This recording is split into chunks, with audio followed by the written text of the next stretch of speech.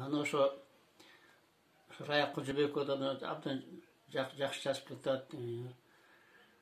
Төрөгөн Камчыбеков булар өздөрүнүн үнү менен өздөрүнчө жаңы форма издешип, табылгаларды изденүү жолунда деп айтсак болот да.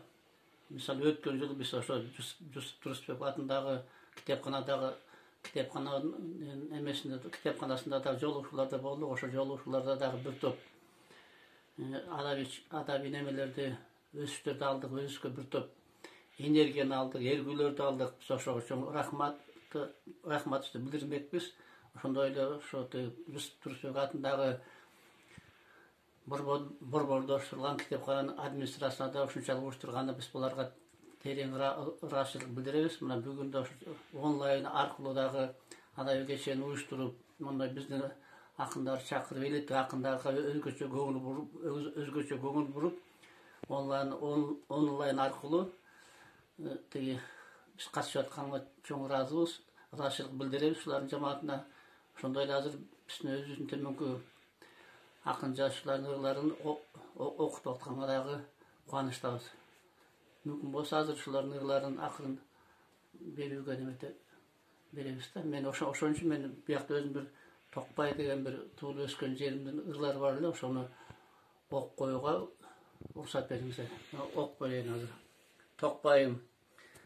Жаздын күнү жамгыр жааса дыбырап, биздин үйдөн тамчы тамат тыпылдап, тамчыларга чөйчөк коюп энекем өзгөчө эле кайгыланат кобурап.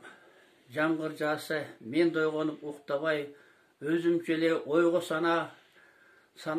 санага батып чоң журканга башты катып сүйүнөм, эртең текей теребиз деп жыргалай.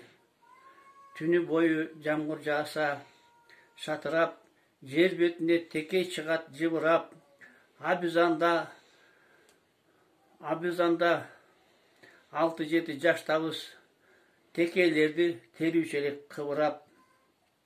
Жылаңайлак бак электе түрүнүп, үшүгөндөй үйдүгөстөй жүгүрүп,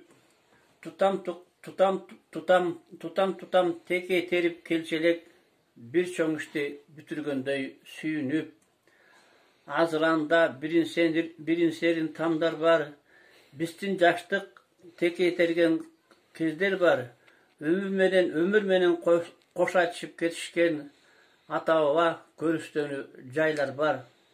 Киздик каным, туулуп өскөн турагым, аталардан калган менин мурасым.